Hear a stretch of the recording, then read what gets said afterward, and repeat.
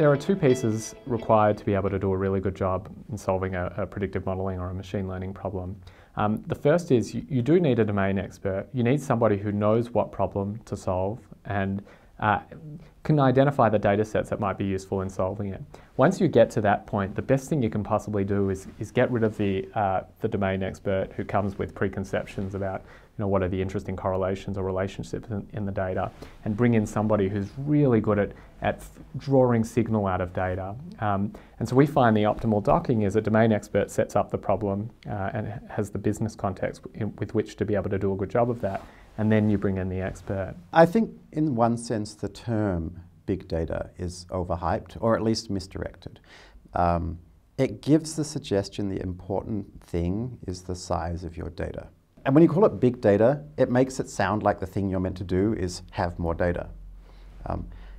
Actually, it turns out that the recent modern machine learning algorithms very, very often work very, very well on pretty small data sets, as in data sets that fit well within the RAM of your laptop computer. So I literally just completed 6 major modeling tasks for one of America's biggest telecommunications companies, and I did all of them on my laptop computer.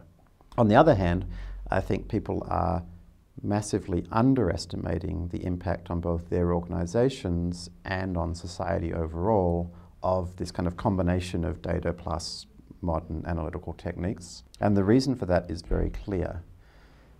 These techniques are growing exponentially in capability, and the human brain just can't conceive of that.